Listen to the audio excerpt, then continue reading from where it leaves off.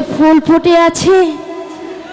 আমি এখন নানান রঙের ফুল তুলে মালা গাঁথি আর মন আনন্দে গান গাই।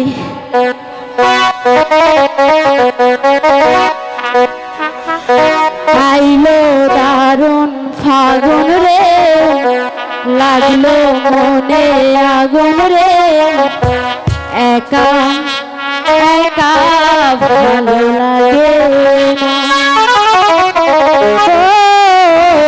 একা একা ভালো লাগে না। আইলো দারুণ ফাগুন রে, লাগলো মনে আগুন রে, একা একা ভালো লাগে না, একা একা ভালো লাগে না।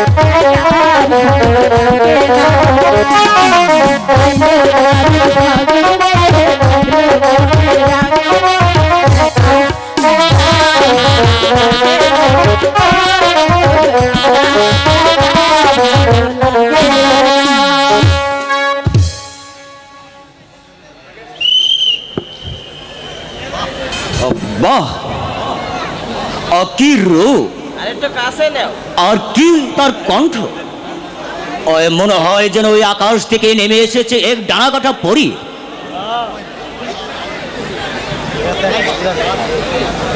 আর আর তার রূপে সারাটা বাগান যেন আলোকিত হচ্ছে। আচ্ছা আচ্ছা সুন্দরী, আর তোমার নাম কি? আর তুমি এখানে কি করো? আমার নাম মধুমতি। ফুল তুলে মালা গেঁথে আমি বাজারে বিক্রি করি। আচ্ছা, খুব সুন্দর নাম তো তোমার। তোমার ওই সুন্দর হাতের মালাখানা আমার গলায় পরিয়ে দাও। তোমাকে তোমাকে আমি অনেক টাকা পুরস্কার দেব। না, এই মালা আমি তোর গলায় কিছুতেই পরিয়ে দেব না। তুই এখান থেকে সরে যা বলছি। আর শুধু শুধু চর্চা কেন সুন্দরী? আমার গলায় মালা পরিয়ে দিলে অনেক লাভ হবে। দাও, ওই তোমার হাতের মালাখানা আমার গলায় পরিয়ে দাও।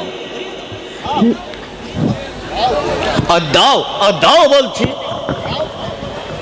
ছেড়ে দাও বলছি, হাত ছাড়ো, ভালো হবে না বলে দিচ্ছি, হাত ছাড়ো। ওগো কে কোথায় আছে, বাঁচাও।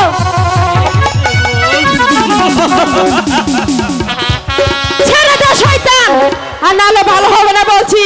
আমার হাতটা ছেড়ে দে বলছি। আমার গলায় মালা পরাতে হয়, সেই কৌশল আমার ভালো আছে। বাঁচাও, বাঁচাও, আমার গলায় ছাড় মালা বলছি, পরিয়ে দাও। ছাড় বলছি।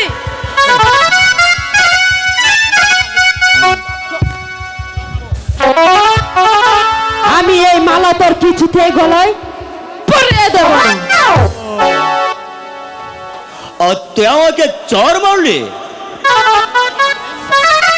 এখনই তোর রূপের গর্ব আমি ভেঙে দিচ্ছি।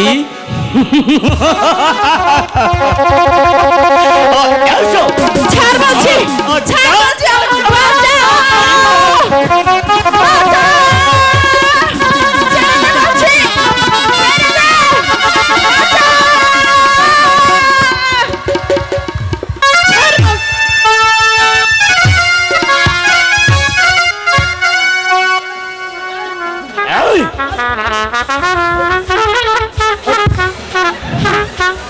যা, তুই আমাকে সর্বনাশ করলি। আমি রাজার নিকট আমি বিচার দেব। বিচার? সেই সুযোগ আর তুমি পাবে না সুন্দরী। আর আমি তোমাকে আমার আস্থানায় নিয়ে যাব। বাঁচাও! ওগো কে কোথায় আছে, বাঁচাও!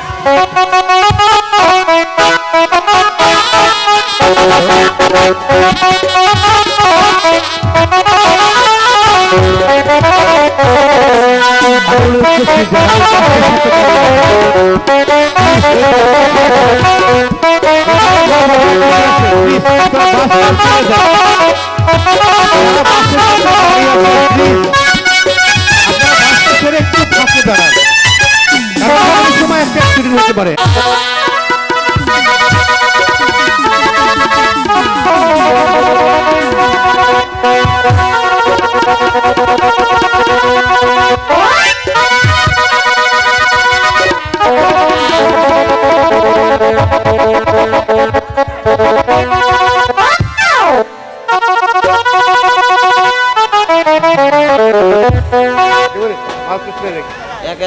না বাপু, সারাটা বন তন্ন তন্ন করে খুঁজলাম, কিন্তু কোথাও কোনো শিকার পেলাম না। আজ হয়তো আমাকে খালি হাতে ঘরে যেতে হবে। তাতে কি হয়েছে, মিছে মিছে মন খারাপ করতে নেই। এই অবসরে আমি না হয় মনের আনন্দে একটি গানই গেয়ে নিই। মনে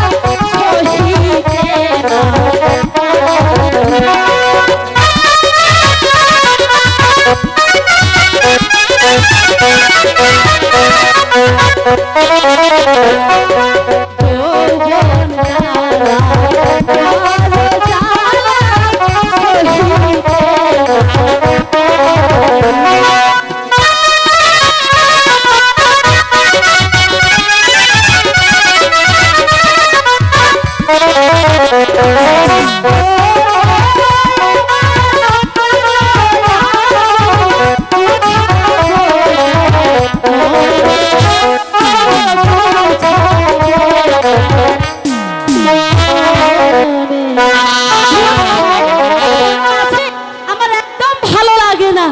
ও কালো কোকিল বসন্তী তালি লাগাইলো আমারে কুলো ঢেউ জাগাইলো ঘুমাইয়াছিলাম আমার ঘুম কালো কোকিল বসন্তী আমারে কুলো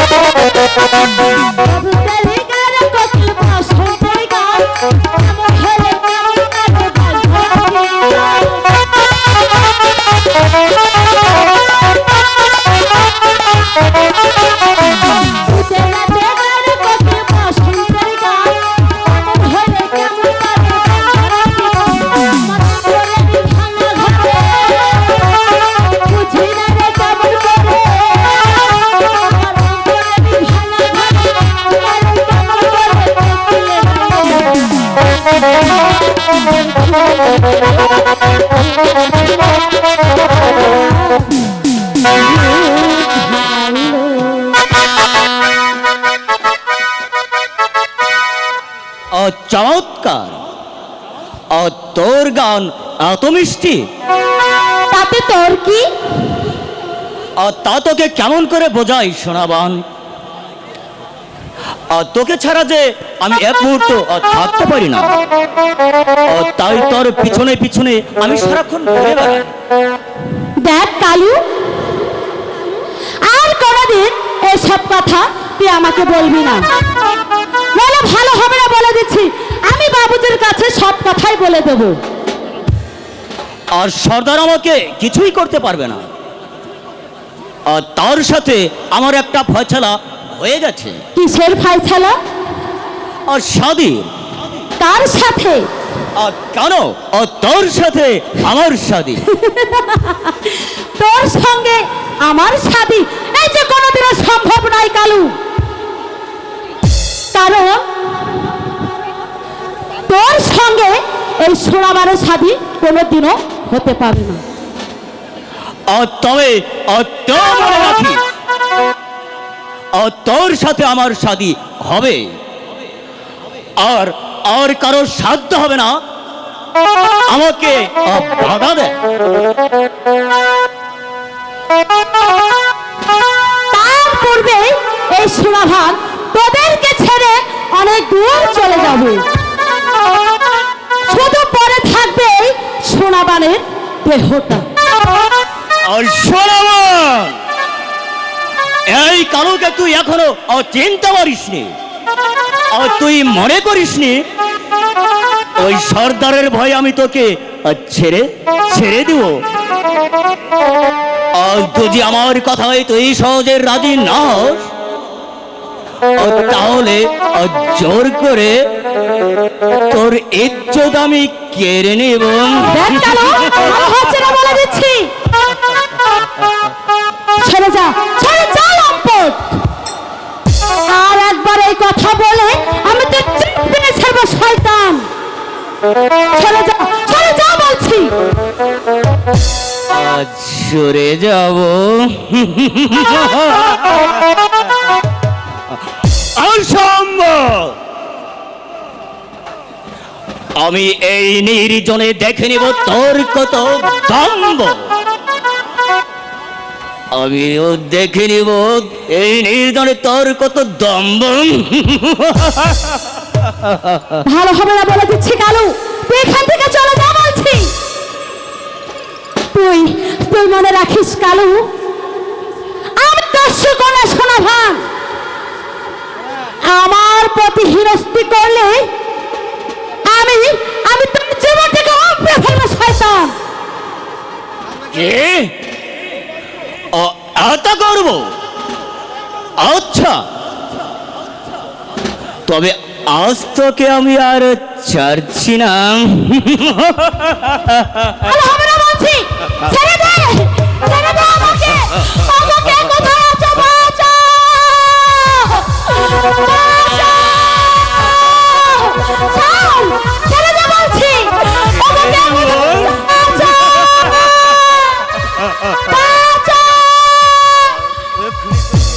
ছাড়, ছেড়ে দে বলছি।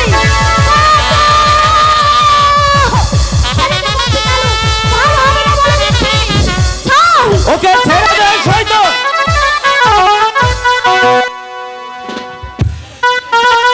তাহলে আমার হাতের পিস্তলের গুলি তোর মাথাটা একেবারে ভেদ করবে।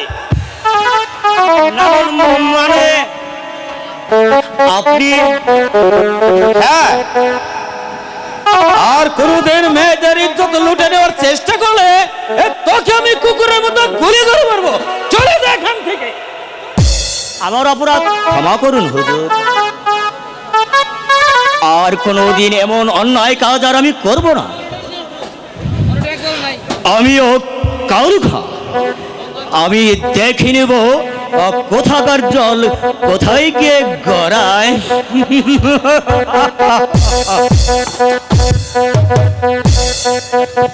এই কে তুমি তাহলে? আমি আমি দস্যু কন্যা সোনাভান। সোনাবান?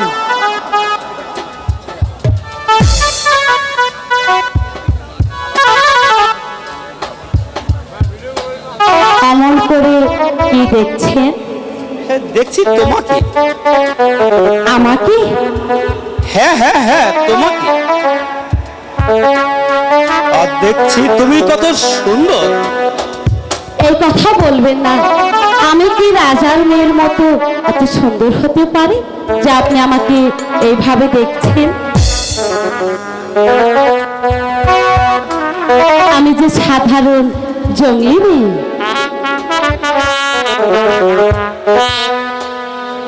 হ্যাঁ, তোমার রূপইটাই প্রমাণ দিচ্ছে সোনাবান। এত রূপ আমি এই নবাব মহলে কারুর দেখিনি। সত্যি সোনাবান, তোমার ওই রূপ আমাকে পাগল করে তুলেছে। থাক থাক, হয়েছে, আর রূপের প্রশংসা করতে হবে না। তার পূর্বে আপনার পরিচয় আমাকে দিন, কে আপনি? আমার নাম সেলিম, ওই সিকান্দার নগরের উজিরের পুত্র। সুচির পুত্র? মানে? হ্যাঁ সোনাবান, যদিও আমি উজিরের পুত্র, তবু তোমাকে দেখে যে আমি মুগ্ধ হয়েছি। আমার একটি কথা রাখবে সোনাবান? বলুন, আপনি কি বলতে চান?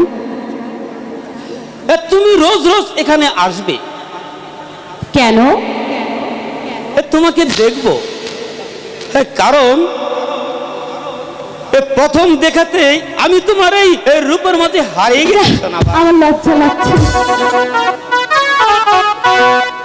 শুধু তোমাকে দেখার জন্যই আমি প্রতিদিন নবাবমহল ছেড়ে তোমার কাছে ছুটে আসবো সোনাবান। এ আপনি কি বলছেন? আপনার পিতা এই কথা জানতে পারলে আপনাকে যে অনেক বড় শাস্তি দিবে। কারণ আমি যে সাধারণ এক গরিবের মেয়ে। তবু তুমি অসাধারণ সোনাবান। বলো, তুমি রোজ রোজ এখানে আসবে?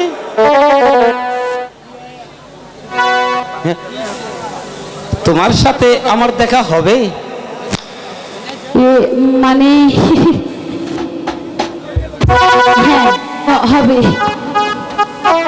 বেশ, তাহলে এবার আসি। ওই প্রাসাদে ফিরে গেলেও তোমার এই অভিসারের কথা আমার চিরদিন স্মরণ থাকবে। আসি সোনাবান, বিদায়। এসো। বিদায়, বিদায়। ইস, কি সুন্দর নাম, সেলিম। আহ, তাকে দেখে আমি যে একেবারে পাগল হয়ে গিয়েছি। কি সুন্দর তার ব্যবহার।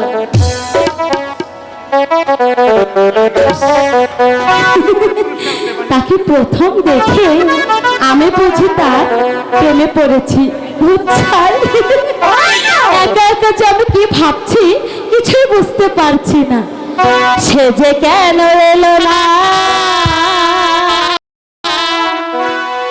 ও কিছু ভালো লাগে না,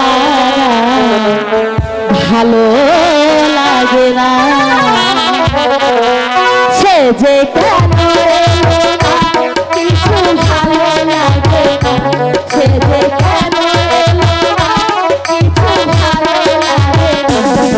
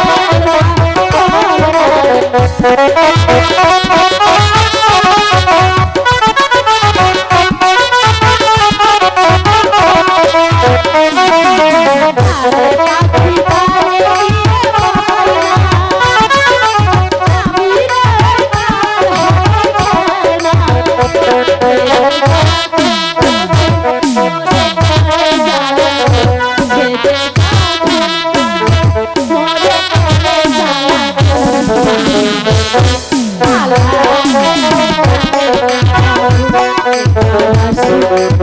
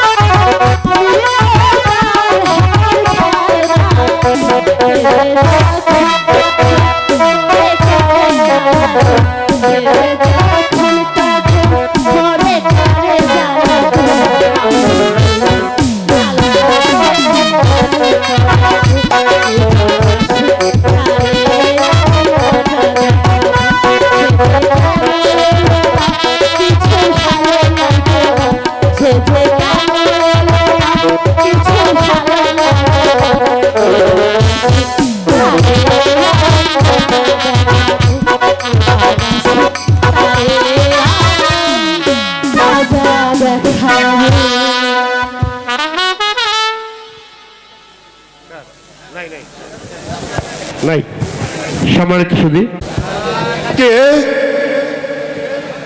কে আমাকে আলিজা আলিজা বলে ডাকলো? ঠিক ঠিক যেন আমার বেগম রহস্যনারায়ণ। তবে তবে কি বেগম রহস্যনারায়ণ সারাক্ষণ ছায়ার মতো আমার পিছনে পিছনে ঘুরে বেড়ায়? কিন্তু কিন্তু কেন? সে যে আজ অনেক দূরে চলে গেছে।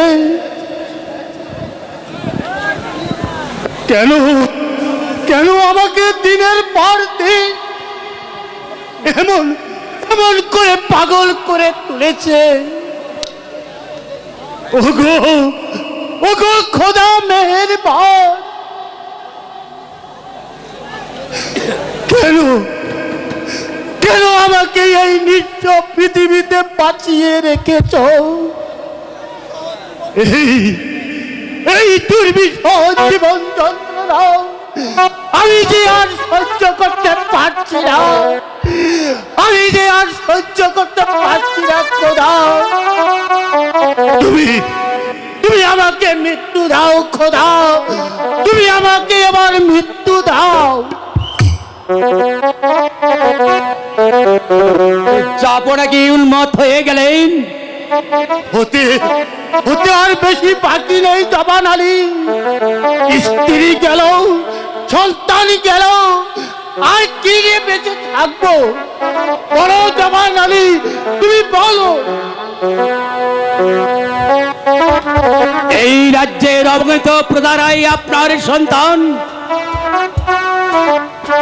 প্রজারাই আপনার পরমাত্মীয়। যাপনা ওদের মুখ বানিয়েছে, আপনার বাঁচতে হবে। জবান আলী, আমি আমি প্রায় ঘুমের মাঝে শুনতে পাই এক এক শিশুর কণ্ঠ করুণ আর্তনাদ। কিন্তু কিন্তু ছুটে যাই তাকে ধরতে, কিন্তু কোথাও খুঁজে পাইনি তাকে। কেন কেন এমন হয় বলতে পারো জবান আলী? তুমি বলতে পারো? এই যে আপনার মনের কল্পনা যাপনা, আপনি আজ সন্তান শোকে কাতর কিনা, তাই এমন হয় যাপনা। না জবান আলী, আমার আমার মনে হয় কোথাও যেন একটা গরমিল হয়ে গেছে। আমি আমি যেদিন শিকার থেকে ফিরে এসেছিলাম, আর তারপর থেকে আমার রাজমহল প্রতিটি ইটকলা ধিক্কার দিয়ে বলছে প্রাসাদে পাপ ঢুকেছে। হুঁশিয়ার হুঁশিয়ার সেকান্দার শাহ, হুঁশিয়ার। পাপের পরচনা তুমি ভুল করো না। পাপীকে তুমি শাস্তি দাও, শাস্তি দাও। তুমি বলতে পারো জবান আলী, তুমি বলতে পারো। না যাব না। তবে ফৌজদার শের আলীকে হত্যা করা হলো কেন? হত্যা করা হয়নি, যাব না। ওই কারাগার থেকে যে পালিয়ে গেছে। পালিয়ে গেছে? কিন্তু কেমন করে? আমি তাকে মুক্ত করে দিয়েছি। কেন? এই পত্রখানা পাঠ করলেই সব জানতে পারবেন। পত্র দেখি, এতে কি লেখা আছে?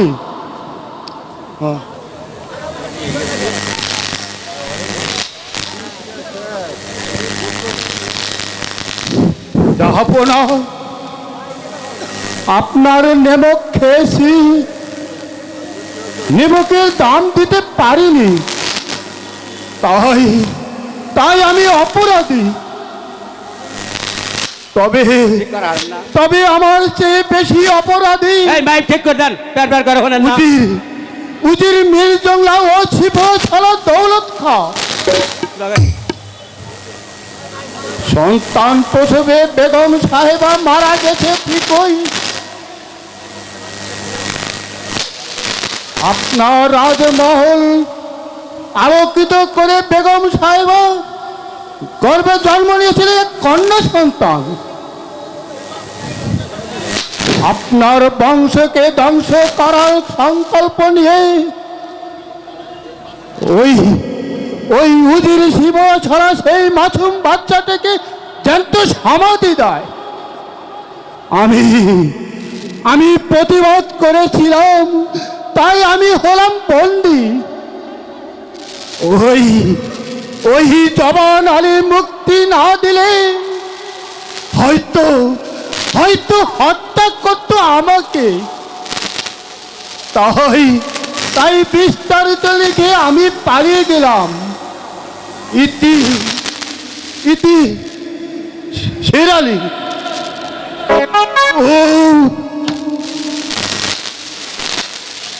ও খোদা, কি করলে তুমি? তুমি ওই বেঈমানের মাথায় বজ্রপাত করতে পারলে না। চলো আমার কুলো প্রদীপ নিভিয়ে দিয়েছে। তাদের হাত দুটি তুমি পরিণত করতে পারলে না। ও খোদা, আমি যে আর দাঁড়িয়ে থাকতে পারছি না জবান আলী। এই তামাম দুনিয়াটা যেন কিয়ামত হতে যাচ্ছে জবান আলী, কিয়ামত হতে যাচ্ছে। এখনো হয়নি জাহাপনা, তবে হবে। কে? বেঈমান উজির।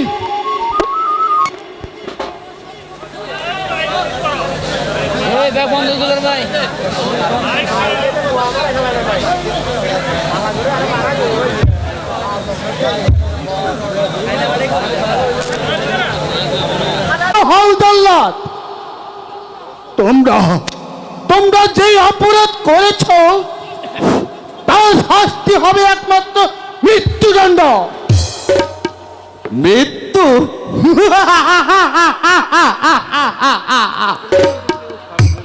সেই সুযোগ আর আপনি পাবেন না জাহাপনা। এক্ষুনি পাঠাবো আপনাকে ওই নির্জন কক্ষে। সেখানে বসেই শাস্তির স্বপ্ন দেখবেন। জওয়ান আলী, বন্দি করো এই উন্মাদ বাদশাকে। কি আমাকে বন্দি করবে? নেমক হারাম বেঈমান, তার পূর্বে তাকে আমি কবরে পাঠাবো। ধরো এটা তোর ম্যাডাম আমার লাগবো। বেশ বেশ, দেখি দেখি কে কাকে বন্দি করে। এই নেমক হারাম বেঈমান, এই তবেই দেখাবো তার মজা। অনেকদিন স্বপ্ন দেখেছি আমি আমি আমি আমি বল,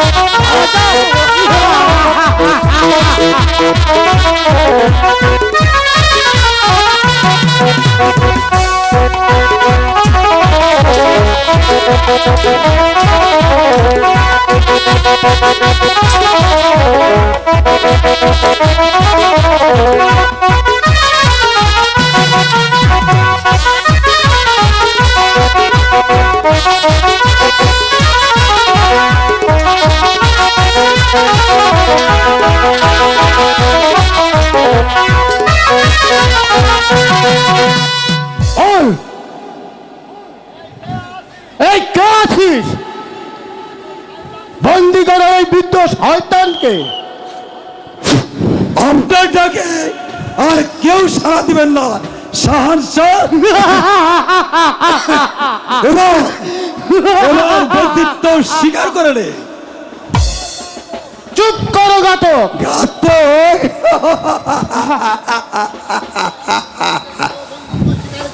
সিকান্দার শাহ এত সহজে কারো বন্দিত্ব স্বীকার করে না। বেশ, তবে শক্তির পরীক্ষাটাই হয়ে যাক। তবে আই নেমক হারাম। তবে আসো।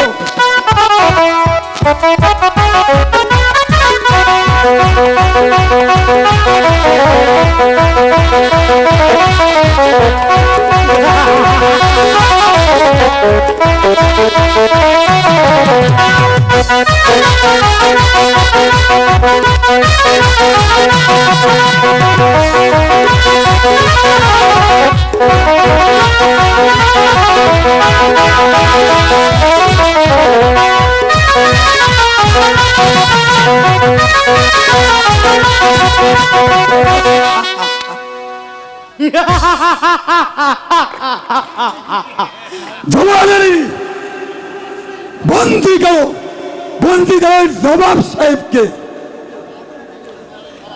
মাফ করবেন শিবাহচরণ। জওয়ান আলী যার উনিকে জীবনে এতদিন বেঁচেছি তার সাথে নিমক হারামি করতে পারবো না। তবে তবে তুমি মৃত্যুর জন্য প্রস্তুত হও শয়তান। নাম মানে না বন্দি করছি হুজুর। হুজুর কে কে তোদের হুজুর? দুদিন পর দেখবি এই হুজুরের সাহেব হবে তোদের হুজুর। নিয়ে যাও ওই অন্ধকার কারাকক্ষে। চলো নির্যাতনা। বেশ, তাই চলো জওয়ান আলী। তবে তবে যাবার পূর্বে তোদের বলে যাচ্ছি যে যে সংকল্প নিয়ে তোরা আমার নিষ্পাপ শিশুটিকে হত্যা করেছিস, আজ আজ আমার হাতে শৃঙ্খল তুলে দিয়েছিস। সে আশা তোদের কোনোদিন সফল হবে না। ওই ওই মানুষের দরবারে তোদের বিচার না করে খোদার বিচার থেকে রেহাই পাবি না। বেঈমানের শাস্তি ভোগ তোদের করতেই হবে। চলো চলো জওয়ান আলী, চলো নির্যাতনা। শাস্তি সেই শাস্তি দেওয়ার পূর্বে হয়তো তুমি এই দুনিয়ার বুক থেকে চির বিদায় হয়ে যাবে।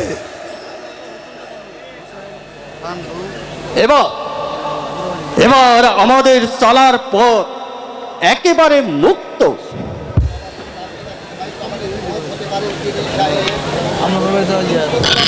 কিন্তু ওই নবাবকে বাঁচিয়ে রাখলে আমাদের বিপদ হতে পারে।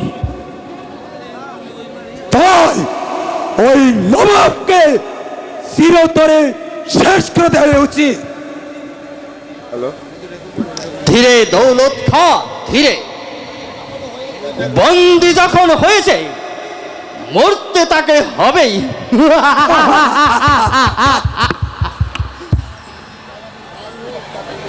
তার পূর্বে ওই নবাবের কাছ থেকেই দলিলে একটা সই করে নিতে হবে। দলিল? তার কি প্রয়োজন উজির সাহেব? অনেক। এই মর্মে দলিল করতে হবে যে নবাব স্ত্রী পুত্র হারিয়ে উন্মাদে পরিণত হয়েছে, রাজ্য পরিচালনায় সে অক্ষম। এখন থেকে ওই রাজ্যময় পরিচালনা করার জন্য মিচ্ছে নবাব সেকান্দার নগরের নবাবের দায়িত্ব এই মীর জুমলার হাতে তুলে দেওয়া হলো। আর এই ঘোষণার মাঝেই সকল প্রজারা আমাদের নতুন নবাবকে বরণ করে নেবে।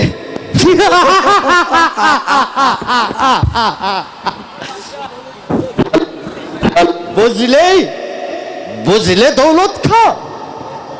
চমৎকার, চমৎকার বুদ্ধি উজির সাহেব। বুদ্ধির বলেই তো এই মসনদটা একেবারে হাতের মুঠোয় এসে গেল। নইলে কি আর সামান্য সিপাহ সালার থেকেই একেবারে উজির হতে পারতে? এ ব্যাপারে আপনার কাছে আমি চিরকৃতজ্ঞ। এবার চলুন উজির সাহেব, বিশ্রামের প্রয়োজন। তাই চলো দৌলত খা। চলুন উজির সাহেব।